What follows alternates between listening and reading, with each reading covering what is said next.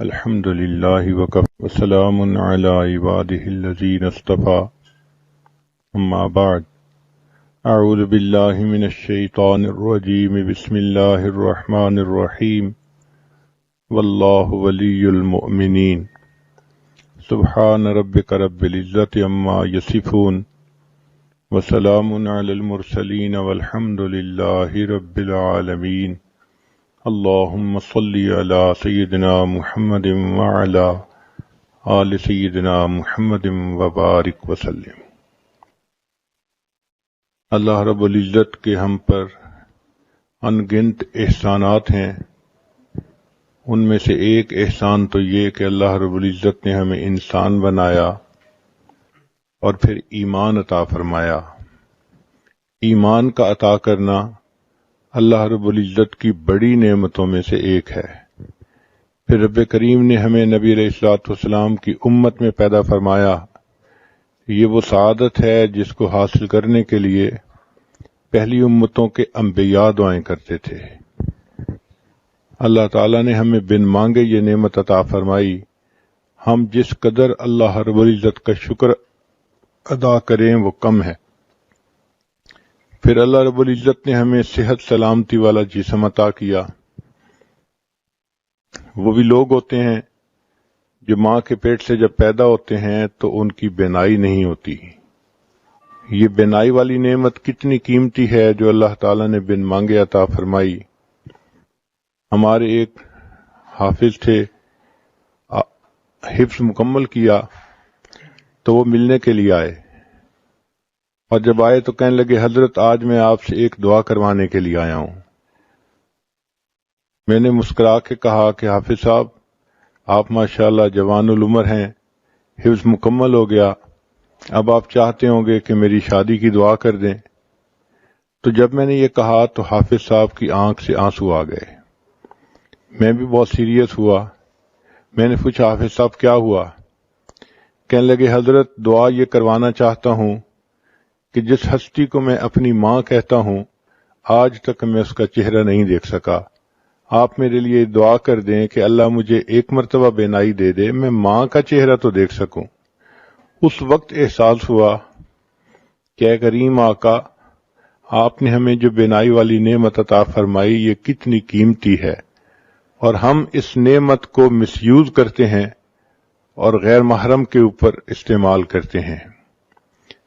کتنے لوگ ہیں جو ماں کے پیٹ سے پیدا ہوتے ہیں اور وہ بچے بہرے ہوتے ہیں، وہ سن نہیں سکتے، اشاروں میں باتیں کرتے ہیں، اور جو بچہ بچپن سے بہرا ہو عام طور پہ وہ گنگا بھی ہوتا ہے، چونکہ وہ سن نہیں سکتا تو اس کی ویکیبلری نہیں ہوتی، وہ بول بھی نہیں سکتا۔ اللہ رب العزت نے ہمیں سماعت بھی عطا فرمائی، ہم بات سنتے بھی ہیں، بات کرتے بھی ہیں۔ پھر دیکھیں انسان کے چہرے پر ناک ایک چھوٹا سا عضو ہے، لیکن اس ناک کے اندر اتنی خوبصورتی ہے کہ اس کے خوبصورت ہونے سے چہرہ خوبصورت ہوتا ہے اور اس کے بدصورت ہونے سے چہرہ بدصورت بن جاتا ہے۔ اللہ رب العزت نے یہ نعمت بھی ہمیں اچھی عطا فرمائی۔ پھر زبان کو دیکھیے، اللہ تعالیٰ نے ہم کلامی کی توفیق عطا فرمائی۔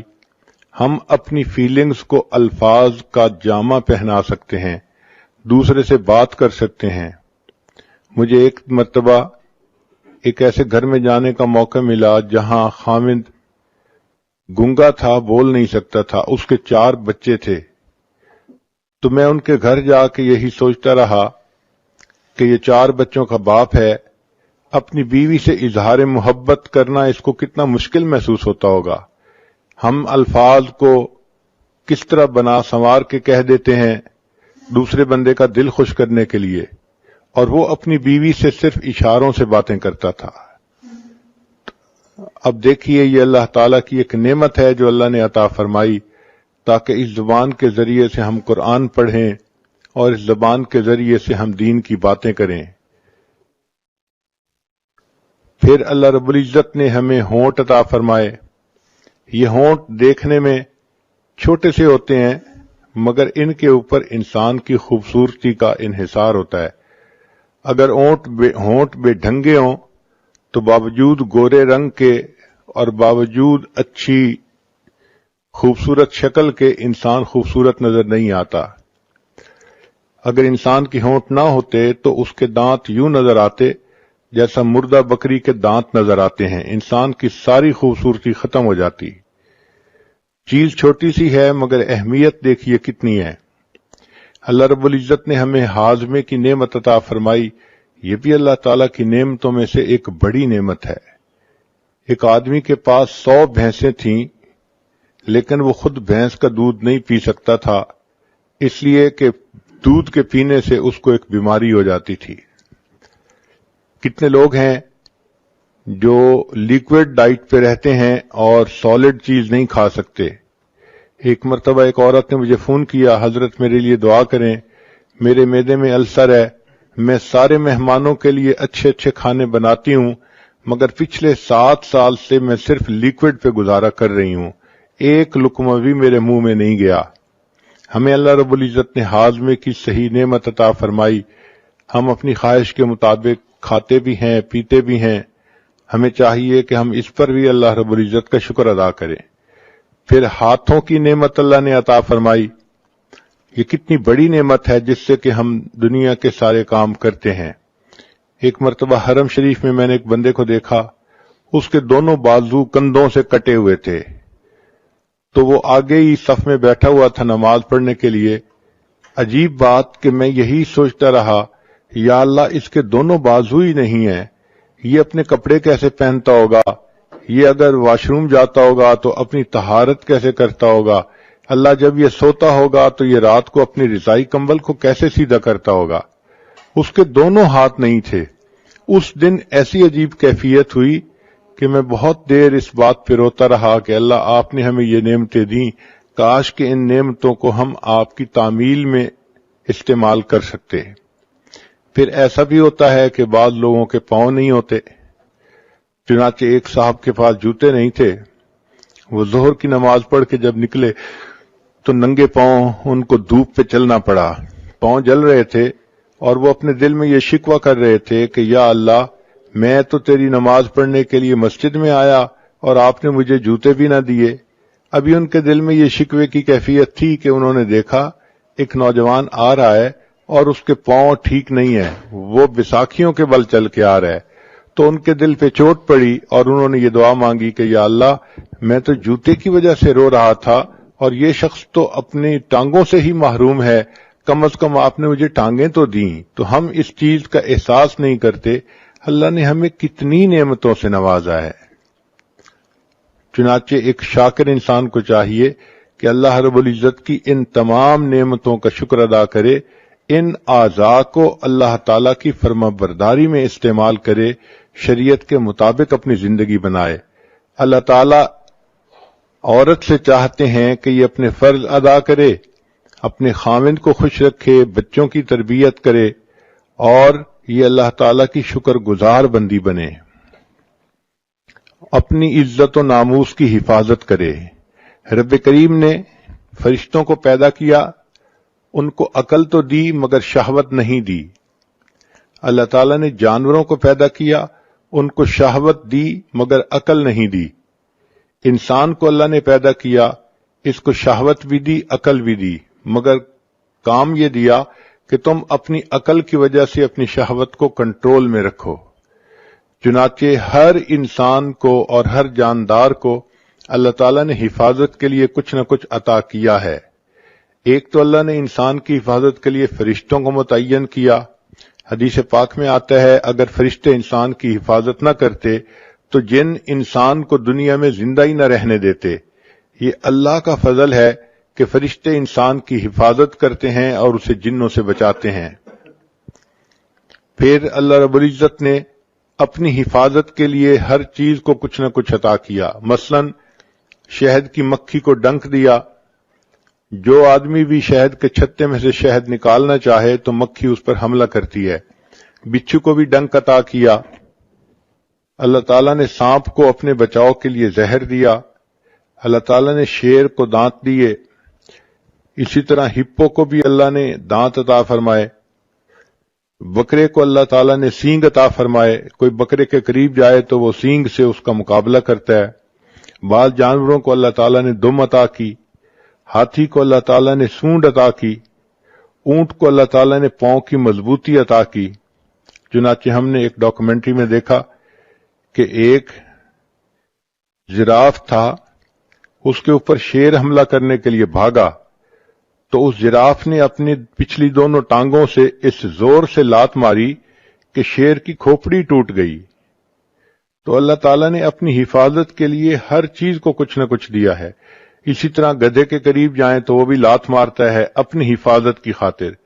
کسی کو اللہ تعالیٰ نے کانٹے عطا کیے، چنانچہ ایک جانور ہے جس کے جسم پر لمبے لمبے کانٹے ہوتے ہیں، اس کو کوئی بھی نقصان دینے والی چیز آئے تو وہ کانٹے اس طرح پھیلا لیتا ہے کہ کوئی اس کو نقصان پہنچا ہی نہیں سکتا۔ کچھوے کو اللہ تعالیٰ نے ایک ہڈی عطا کی جو اس کے پورے جسم کے اوپر ہوتی ہے، جب وہ خطرہ محسوس کرتا ہے تو اس ہڈی کے نیچے چھپ جاتا ہے۔ اللہ تعالیٰ نے مچھلی کو سیلانیت عطا فرمائی، چنانچہ مجھے آج بھی یاد ہے کہ 5ویں کلاس کا طالب علم تھا تو میرے بھائی مجھے ایک مرتبہ دریا پر لے گئے، وہاں لوگ مچھلی پکڑ رہے تھے تو میرا بھی جی چاہا کہ میں مچھلی پکڑوں۔ چنانچہ ایک صاحب نے مچھلی پکڑی، کافی مناسب بڑی تھی، تو اس نے کہا کہ اچھا تم اسے پکڑ لو۔ جب میں نے اسے ہاتھ میں پکڑا تو مچھلی ہلی اور پانی میں چلی گئی، مجھے پتہ بھی نہیں چلا۔ پتہ چلا کہ وہ اتنی سلپری تھی کہ اس کو پکڑنے کے لیے ذرا ٹیکنیک چاہیے تھی، اور مجھے چونکہ پتہ نہیں تھا میں نے اسے نرمی سے پکڑا تو وہ ہاتھ سے نکل گئی۔ مچھلی کی طرح ہاتھ سے نکل جانا یہ ایک ضرب المثل بن گئی ہے۔ اسی طرح ایک مچھلی ایسی بھی ہے کہ جو اپنی حفاظت کے لیے بجلی کا جھٹکا مارتی ہے۔ ہم نے ایک ایکویریم میں دیکھا امریکہ میں کہ ایک ایسی مچھلی تھی کہ جب وہ ہلتی تھی تو 440 وولٹ کا کرنٹ پیدا ہوتا تھا۔ انہوں نے ایک بلب لگایا ہوا تھا تو وہ بلب جلتا تھا اور پتہ چلتا تھا کہ اس مچھلی کے ہلنے سے برقی رو پیدا ہو رہی ہے۔ ایک مچھلی کو اللہ تعالیٰ نے ڈنک والی دم عطا فرمائی، چنانچہ جو اس کے قریب آتا ہے اس کو وہ ڈنک لگاتی ہے اور بندہ مر جاتا ہے۔ اللہ تعالیٰ نے چوہے کو دن میں اور رات میں دیکھنے کے لیے نظر عطا فرمائی تاکہ یہ بلی سے ہر وقت بچ سکے۔ چھچھوندر، اس کو اللہ تعالیٰ نے بچنے کے لیے بدبو عطا کی، چنانچہ اس کے اندر بدبو اتنی ہوتی ہے کوئی اس کے قریب رہنا بھی پسوا۔ کہنے لگا جی کہ اس کی وجہ سے میرے ہاتھ گیلے ہو گئے، تو پتہ چلا کہ مینڈک کا یہ ٹرک ہے کہ جو کوئی بندہ اس کو پکڑتا ہے وہ پیشاب کر دیتا ہے اور بندہ اس کو پھر کنفیوز ہو کے چھوڑ دیتا ہے۔ تو ہر کسی کو اللہ نے اپنی حفاظت کے لیے کچھ نہ کچھ عطا کیا۔ عورت کو اللہ نے اپنی حفاظت کے لیے عقل عطا کی، چنانچہ عورت کو چاہیے کہ وہ اپنی عقل کی وجہ سے سوچے اور اپنی جان اور اپنی عزت آبرو کی حفاظت کرے۔ یہ عقل ایک ڈھال ہے جو انسان کی عزت آبرو کو بچا لیتی ہے۔ جو لڑکیاں عقل استعمال نہیں کرتی وہ بڑی جلدی غیر محرم بندوں کے سامنے شکار بن جاتی ہیں اور ان کا وکٹم بن جاتی ہیں۔ اللہ رب العزت نے عورت کو بہت خوبی دی ہے، کوئی مرد اس سے بات کرے اس کو بہت جلدی پتہ چلتا ہے کہ یہ کس اسٹیشن سے بول رہا ہے یا کس نیت سے بات کر رہا ہے۔ یہ سمجھ اور فہم عطا کرنے کا مقصد یہی تھا کہ چونکہ اس نے اپنی عزت و ناموس کی حفاظت کرنی تھی تو اللہ تعالیٰ نے اس کو اس معاملے میں بہت زیادہ فہیم بنایا کہ اس کو پتہ چل جاتا ہے کہ یہ غیر مرد مجھ سے کیا چاہتا ہے۔ اس لیے فرمایا کہ تم غیر مرد سے بات کرنے کا موقع پیش بھی آ جائے تو تم ذرا روکھے انداز میں بات کرو، آواز میں لوچ پیدا نہ کرو، ڈھیلی سریلی آواز بنا کے بات نہ کرو۔ فَيَطْمَعَ الَّذِي فِي قَلْبِهِ مَرَضٌ، ورنہ طمع کرے گا وہ بندہ جس کے دل کے اندر مرض ہوگی۔ آج کل یونیورسٹیوں کی بچیاں یونیورسٹی میں جاتی ہیں، سروں پہ دوپٹے بھی نہیں ہوتے، خوشبوئیں لگائی ہوتی ہیں اور کپڑے بھی ٹائٹ پہنے ہوتے ہیں، اور وہ یہ سمجھتی ہیں کہ اس طرح ہم دوسروں کو بہت خوبصورت نظر آتی ہیں، اور وہ یہ نہیں سمجھتی کہ اس طرح جو غیر محرم مرد ہیں وہ ہمارے بارے میں کتنی بری سوچ دل میں رکھتے ہیں اور ہیلے بہانے بنا بنا کے وہ عورتوں کو اپنے دام میں گرفتار کرتے ہیں۔ تو عقل انسان استعمال کرے تو اس کے ذریعے سے اپنی شہوت کو کنٹرول کر سکتا ہے۔ رب کریم نے انسان کو یہ نعمت عطا فرمائی تاکہ اس کی وجہ سے اس کی عزت و آبرو کی حفاظت رہے۔ لہذا اب کوئی مرد گناہ کی دعوت کس طرح سے دے، مسکرا مسکرا کے دے یا میسیجز لکھے یا باتیں کرے، تو ایسی کسی چیز کی طرف التفات ہی نہیں کرنا چاہیے۔ آرزوئیں خون ہوں یا حسرتیں پامال ہوں، اب تو اس دل کو تیرے قابل بنانا ہے مجھے۔ دعا مانگنی چاہیے کہ اللہ تعالی جان عزت آبرو کی حفاظت کرنے میں مدد فرمائے۔ ایک بات ذہن میں رکھ لیجئے کہ نفسانی خواہشات کو انسان جتنا پورا کرے یہ اتنا اور زیادہ بڑھتی ہیں۔ ان کو ختم کرنے کا ایک ہی طریقہ ہے کہ ان کو نظر انداز کریں اور ان کے ختم ہونے کی اللہ سے دعا مانگیں۔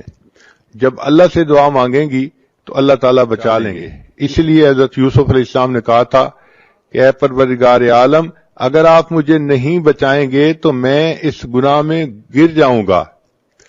تو انسان اللہ سے دعا مانگے۔ عورت کو چاہیے کہ عشاء کے بعد 2 رکعت نفل پڑھ کے روزانہ اللہ سے یہ دعا مانگے، اے اللہ میری عزت و ناموس کی حفاظت رکھنا، مجھے کسی ایسی مشکل میں گرفتار نہ کرنا کہ جہاں میری عزت کو خطرہ ہو۔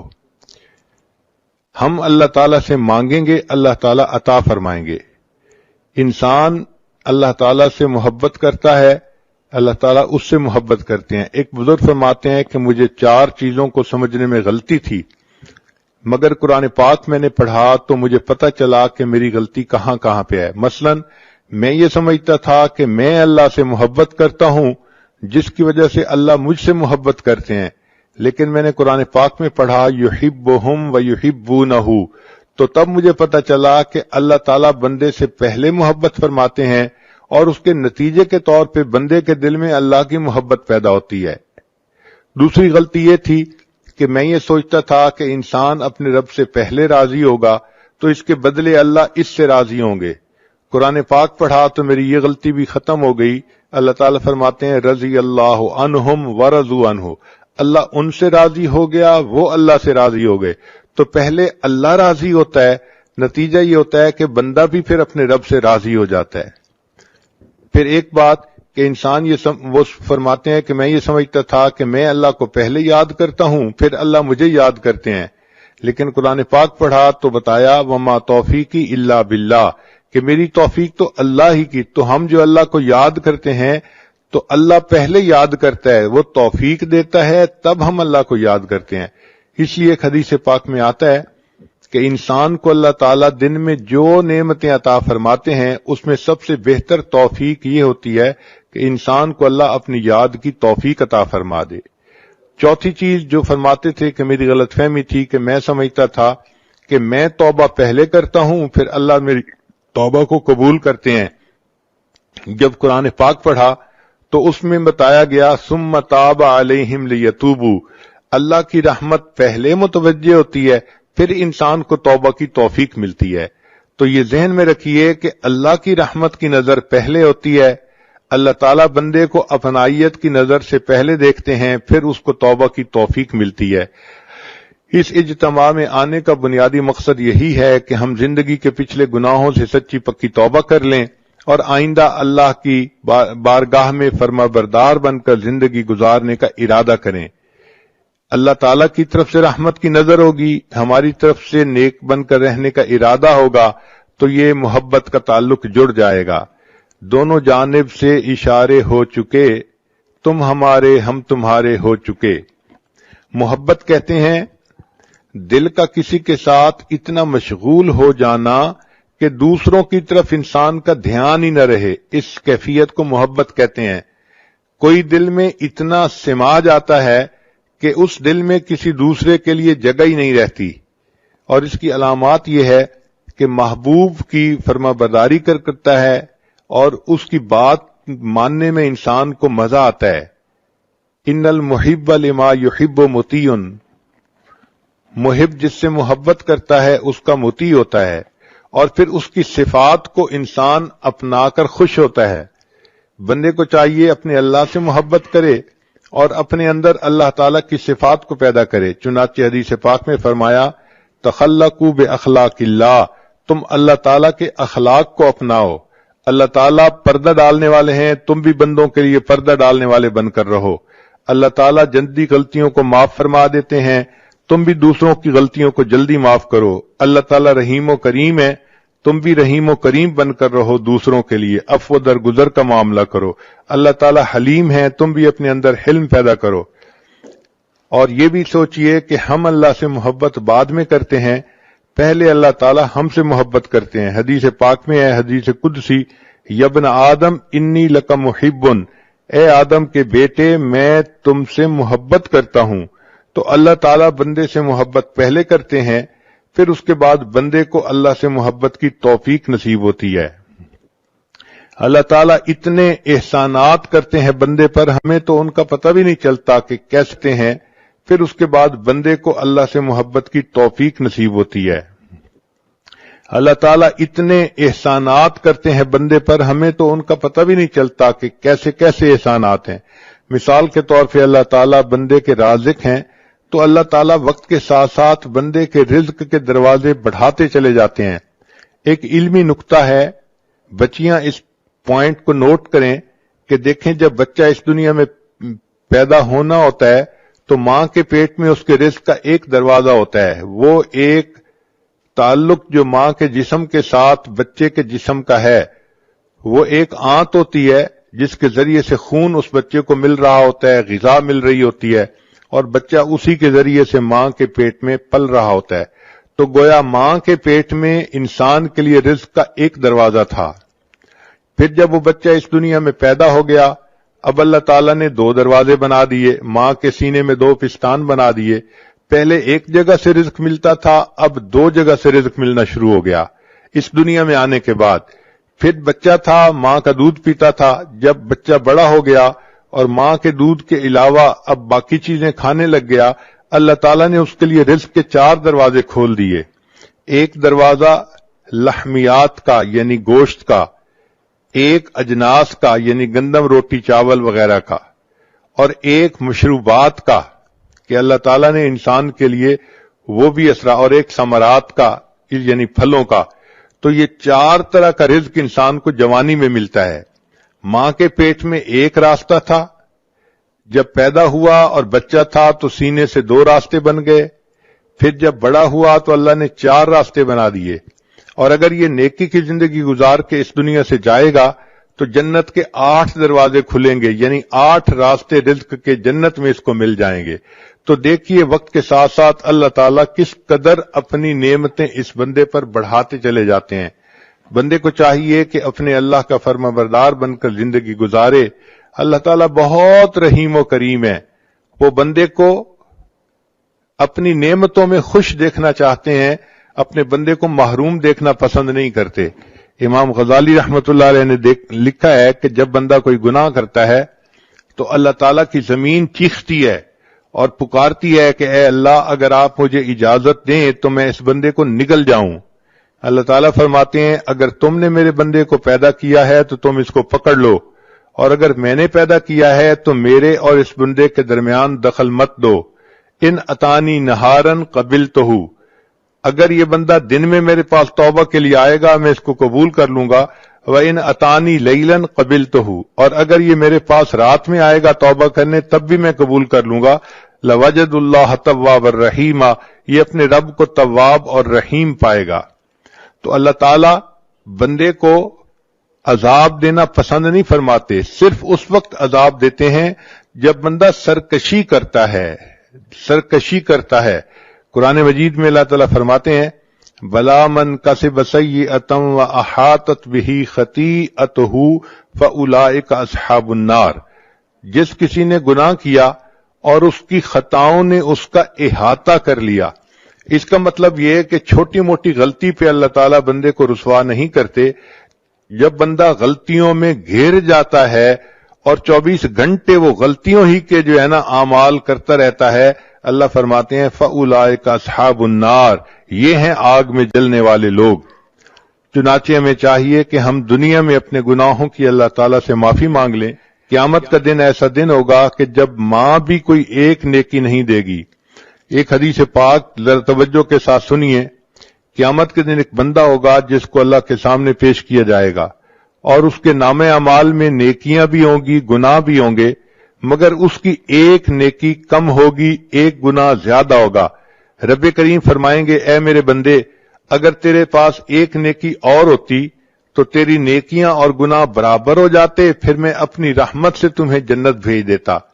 اب چونکہ تمہاری ایک نیکی کم ہے لہذا تم ایک نیکی کہیں سے لے کر آؤ. وہ نوجوان بڑے خوشی خوشی اپنے ماں باپ کی طرف جائے گا، اپنی ماں سے نیکی مانگے گا. ماں کہے گی کہ نہیں، میں نیکی ایک بھی نہیں دے سکتی. وہ بچہ کہے گا کہ دیکھیں میں جہنم میں چلا جاؤں گا، میرے اوپر رحم کھائیے، اور آپ کے پاس تو نیکیاں زیادہ ہیں. ماں کہے گی اگرچہ نیکیاں زیادہ ہیں لیکن میں تمہیں اس وقت ایک نیکی بھی نہیں دے سکتی. پھر وہ بندہ اپنی بیوی سے نیکی مانگے گا، بیوی بھی انکار کر دے گی. پھر اپنے بھائی سے مانگے گا، وہ بھی انکار کر دے گا. یوم یفر المرء من اخیہ و امہ و ابی و صاحبتہ و بنی، بیٹا بھی انکار کر دے گا. جب سب لوگ انکار کر دیں گے تو وہ بڑا ہی مایوس ہوگا کہ اتنے میرے لوڈ ون تھے اور آج ان کے پاس نیکیاں زیادہ بھی ہیں، یہ مجھے ایک نیکی دینے کے لیے تیار نہیں ہے. اتنے میں اس کو ایک بندہ ملے گا، وہ پوچھے گا تم کیوں رو رہے ہو؟ یہ کہے گا ایک نیکی کم ہے اس وجہ سے میں رو رہا ہوں اور مجھے کوئی نہیں دے رہا. وہ کہے گا اچھا مجھ سے ایک نیکی لے لو. تو جب وہ نیکی دینے کے لیے تیار ہو جائے گا تو قیامت میں اعلان کیا جائے گا کہ ایک بندے نے اس کو ایک نیکی دے دی جس کی وجہ سے نیکی اور گناہ برابر ہو گئے اور اللہ نے اپنی رحمت سے اس کے لیے جنت کا فیصلہ کر دیا. جب یہ اعلان ہوگا اللہ تعالیٰ پوچھیں گے اے جبریل یہ کیا معاملہ ہے، کیسا اعلان ہے؟ جبریل علیہ السلام کہیں گے اللہ آپ کے ایک بندے نے اپنی ایک نیکی دوسرے کو دے دی. اللہ تعالیٰ اس نیکی دینے والے کو بلائیں گے اور فرمائیں گے کہ تو کیسا سخی ہے کہ آج کے دن تو نیکی دوسرے کو دے رہا ہے. وہ کہے گا یا اللہ میرے نام اعمال میں ایک ہی نیکی تھی اور کوئی تھا ہی نہیں، اور میں نے تو جہنم جانا ہی تھا، میں نے سوچا میں تو جا ہی رہا ہوں، چلو میری نیکی دینے سے یہ بچ جاتا ہے تو میں اس کو بچا لوں. اللہ فرمائیں گے اچھا اگر تو نے اپنی سخاوت دکھائی تو میں اس بات کا زیادہ مستحق ہوں کہ میں اپنی سخاوت دکھاؤں، مجھ جیسا سخی کوئی نہیں، چلو میں نے تمہیں بھی جنت عطا فرما دی اور اس بندے کو بھی جنت عطا فرما دی. رب کریم تو اتنے مہربان ہے کہ بندے کے لیے بخشش کے بہانے ڈھونڈتے ہیں. چنانچہ ہمیں چاہیے کہ ہم اللہ تعالیٰ کو اپنا دوست بنائیں. جو قرآن مجید کی آیت پڑھی ہے واللہ ولی المؤمنین، اللہ دوست ہیں ایمان والوں کے. مفسرین نے ولی کے کچھ معنی لکھے ہیں. ولی کا ایک معنی ہوتا ہے دوست، ایک ہوتا ہے نگران، ایک ہوتا ہے کارساز، اور ایک ہوتا ہے مددگار، ایک ہوتا ہے ساتھی اور ایک ہوتا ہے وارث. ایک ولی کے اتنے معنی ہیں.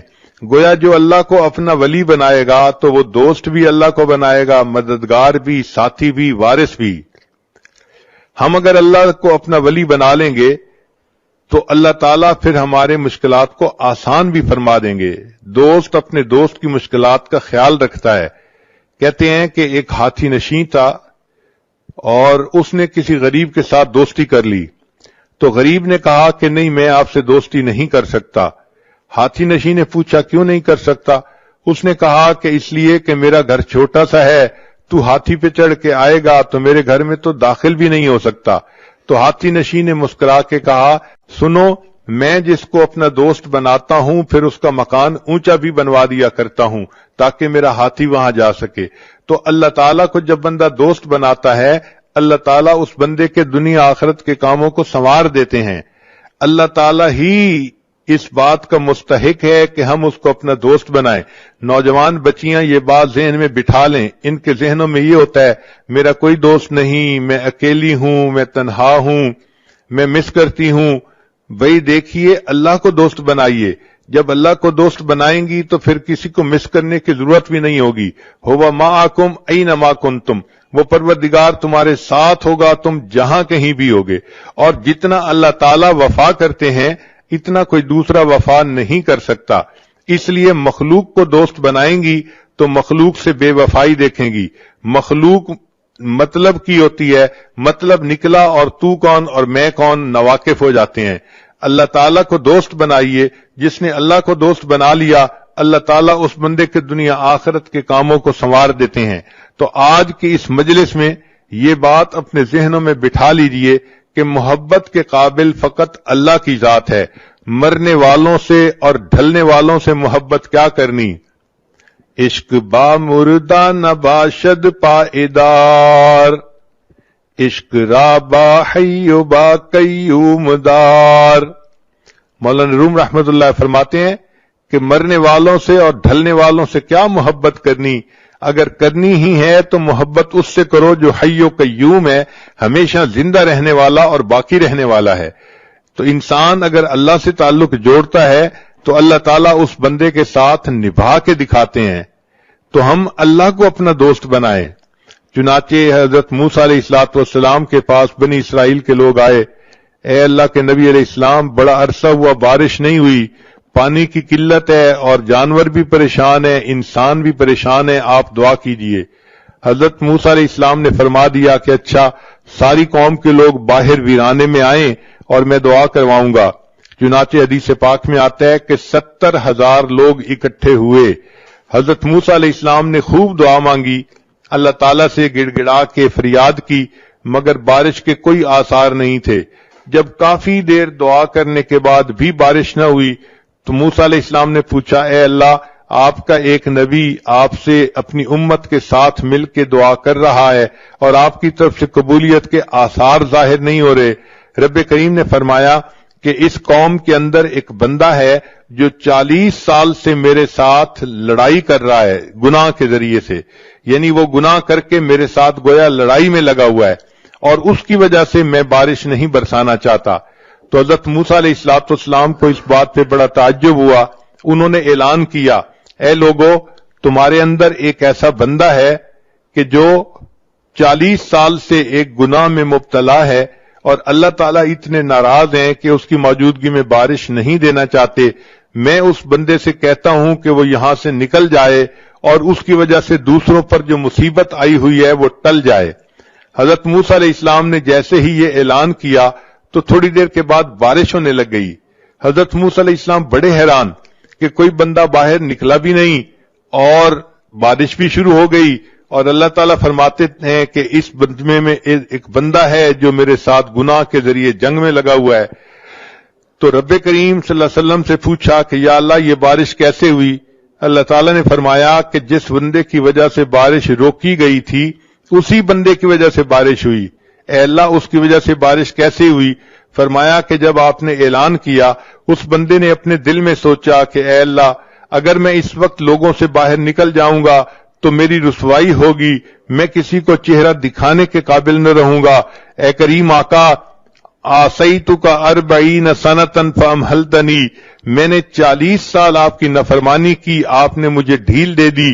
جئتک تقیا فقبلنی، جب بنی اسرائیل پر زکوٰۃ کا حکم آیا تو حضرت موسیٰ علیہ السلام نے اعلان فرمایا کہ زکوٰۃ ادا کی جائے. قارون کو کہا کہ وہ بھی زکوٰۃ دے.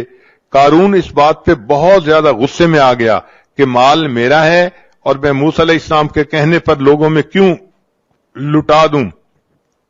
اب غصے کی وجہ سے وہ چاہتا تھا کہ میں کوئی ایسا کام کروں کہ مجھے زکوٰۃ نہ دینی پڑے. اپنے دوستوں میں بیٹھ کے اس نے مشورہ کیا. چنانچہ دوستوں نے اس کو مشورہ کیا کہ تم کوئی ایسا کام کرو کہ جس کی وجہ سے موسیٰ علیہ السلام کی عزت خراب ہو جائے اور وہ لوگوں کی نظر سے گر جائیں، پھر آپ کہنا کہ میں ان کی بات نہیں مانتا. چنانچہ اس نے ایک عورت کے ساتھ رابطہ کیا اور اس کو کہا کہ میں تمہیں اتنے اتنے پیسے دوں گا، تم مجمع میں کھڑے ہو کے الزام لگا دینا کہ موسیٰ علیہ السلام نے میرے ساتھ حرام کاری کی ہے. چنانچہ عورت اگرچہ سمجھدار ہوتی ہے مگر ایموشنلی بہت جلدی پھسل جاتی ہے. وہ عورت مال کے چند ٹکوں کی خاطر پھسل گئی اور کہنے لگی بہت اچھا. چنانچہ ایک مجلس تھی جس میں حضرت موسیٰ علیہ السلام بھی تھے، بنی اسرائیل کے لوگ بھی تھے. وہاں پر وہ عورت کھڑی ہوئی اور کہنے لگی لوگوں، میں آپ لوگوں کو ایک بات کہنا چاہتی ہوں. چنانچہ وہ یہ بات کہنا چاہتی تھی مگر اللہ تعالیٰ مددگار ہیں. حضرت موسیٰ علیہ السلام کا روب ایسا تھا کہ وہ کوئی بات نہ کر سکی اور کہنے لگی کہ بھئی مجھے تو قارون نے پیسے دینے کا وعدہ کیا تھا اور یہ کہا تھا کہ تم موسیٰ علیہ السلام پر بہتان لگا دو، اور موسیٰ علیہ السلام نے تو میرے ساتھ کوئی ایسا کام نہیں کیا، وہ تو بالکل پاک ہیں اور صاف ہیں. جب حضرت موسیٰ علیہ السلام کو پتہ چلا کہ قارون نے مجھے پبلکلی انسلٹ کرنے کے لیے ایسی حرکت کی تو موسیٰ علیہ السلام کو بہت جلال آیا. اللہ تعالیٰ سے دعا کی، اے اللہ آپ مہربانی فرما دیجئے اور اس میری تکلیف کو دور کر دیجئے. رب کریم نے فرمایا کہ اے میرے پیارے موسیٰ علیہ السلام، میں نے تھوڑی دیر کے لیے زمین کو تمہارے ماتحت کر دیا، جو حکم آپ زمین کو دیں گے وہ حکم زمین مانے گی. چنانچہ موسیٰ علیہ السلام نے حکم دیا، اے زمین قارون کو نگل جا. قارون تیسرا حصہ زمین کے اندر دھنس گیا. پھر وہ پکارنے لگا، موسیٰ علیہ السلام سے معافیاں مانگنے لگا. موسیٰ علیہ السلام نے دوبارہ زمین کو کہا تو وہ 2/3 زمین کے اندر دھنس گیا. پھر معافیاں مانگنے لگا. حضرت موسیٰ علیہ السلام اتنے جلال میں تھے، تیسری مرتبہ حکم دیا، اے زمین اس کو نگل جا. چنانچہ قارون کو زمین نگل گئی اور قارون زمین میں دھستا چلا جائے گا. چنانچہ جب قارون دھس گیا، اللہ تعالیٰ نے موسیٰ علیہ السلام کی طرف وحی بھیجی، اے میرے پیارے موسیٰ علیہ السلام، جب آپ نے زمین کو حکم دیا اس کو نگل جا، زمین نگل رہی تھی، اس وقت وہ آہ و فریاد کر رہا تھا، معافیاں مانگ رہا تھا، مگر آپ نے اس کی ایک نہ سنی اور اس کو آپ نے پورا کا پورا زمین کے اندر دھسا دیا. اے میرے پیارے موسیٰ علیہ السلام، اگر وہ اس وقت مجھ سے فریاد کرتا تو میں پروردگار اس وقت بھی اس کی اس فریاد کو قبول کر لیتا اور اسے معاف کر دیتا. تو رب کریم تو اتنے مہربان ہے کہ ان کی مہربانی کے بارے میں کوئی بندہ سوچ ہی نہیں سکتا. کتابوں میں لکھا ہے ایک بندہ بت پرست تھا، ایک رات اس کو کوئی کام تھا تو اس نے کہا کہ میں آج رات بت کی عبادت کروں گا اور دعا مانگوں گا. چنانچہ وہ ساری رات یا سنم کہہ کے پکارتا رہا، دعا مانگتا رہا. اس کے اوپر نیند کا غلبہ ہو گیا. اب جب نیند کا غلبہ ہوا تو نیند کے غلبے میں یا سنم کہتے کہتے اس نے زبان سے نکلا یا سمد. سمد اللہ تعالیٰ کا نام ہے. تو جیسے ہی اللہ تعالیٰ کا نام لکھا، اللہ تعالیٰ نے فوراً فرمایا لبیک یا عبدی، اے میرے بندے تم مجھ سے کیا چاہتا ہے؟ فرشتے حیران ہیں، اے اللہ یہ بت پرست ہے، یہ صنم کو پوجنے والا، یہ ساری رات صنم کو جو ہے پکارتا رہا. نیند کے غلبے کی وجہ سے آپ کا نام اس کی زبان سے نکل آیا اور آپ فوراً متوجہ ہوئے، لبیک یا عبدی، میرے بندے بتاؤ تم کیا چاہتے ہو؟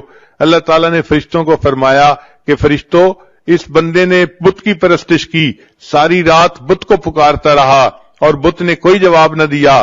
اگرچہ میرا نام غفلت کی حالت میں اس کے منہ سے نکلا، اگر میں بھی جواب نہ دیتا پھر مجھ میں اور بت میں کیا فرق رہتا؟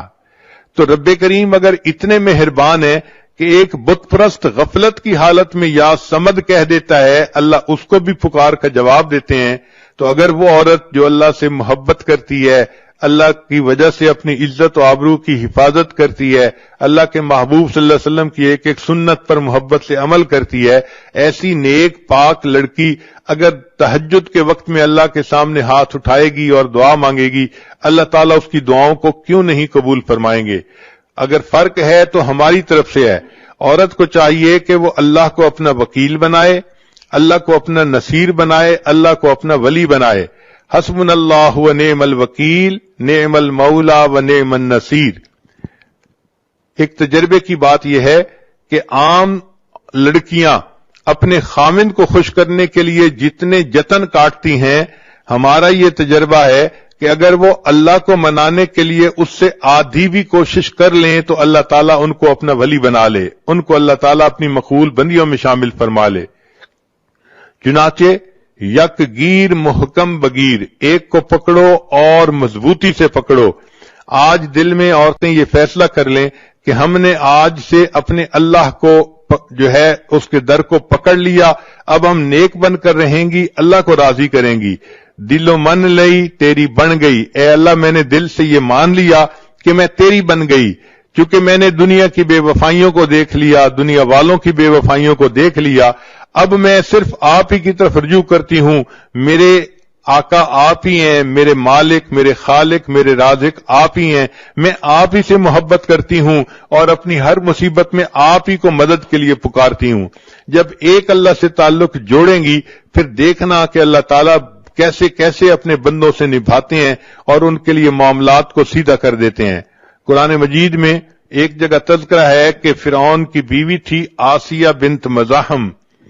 ایک مرتبہ فرعون کو پتہ چلا کہ یہ موسیٰ علیہ السلام پر ایمان لے آئی تو وہ بہت خفا ہوا اور اس نے اپنی بیوی کو اپنے گھر سے نکال دیا۔ اب بیوی کو گھر سے نکال دینا یہ کوئی چھوٹی سزا نہیں ہوتی، اس عورت کی تو ایک دفعہ زندگی ہی تاریک ہو جاتی ہے۔ تو جب وہ اس کو ذلیل و رسوا کر کے گھر سے نکال رہا تھا تو اس وقت بی بی آسیہ نے اللہ سے یہ دعا مانگی، رب ابن لی عندک بیتا فی الجنہ، اے اللہ یہ فرعون تو مجھے اپنے گھر سے دھکے دے رہا ہے اور نکال رہا ہے اور میں بے گھر ہو رہی ہوں، اے اللہ اب اس کے بدلے تو مجھے جنت میں گھر عطا فرما دینا، رب ابن لی عندک بیتا فی الجنہ۔ تو جب اس نے یہ دعا مانگی اللہ تعالیٰ نے دعا کو بھی قبول کر لیا اور اس کا تذکرہ قرآن مجید میں بھی کر دیا۔ آج بھی عورتیں یہ آیات پڑھتی ہیں قرآن پاک میں کہ ایک بندی نے دعا مانگی تھی، اللہ نے اس کو اس کے بدلے جنت میں گھر کا وعدہ فرما دیا تھا۔ تو دیکھیں اللہ تعالیٰ اپنی بندیوں کی فریادوں کو کیسے سنتے ہیں اور اس کو کیسے پورا کرتے ہیں۔ ایک اور خاتون تھی جو نبی علیہ الصلوۃ والسلام کی صحابیہ تھی، ان کا نام تھا خولہ بنت ثعلبہ۔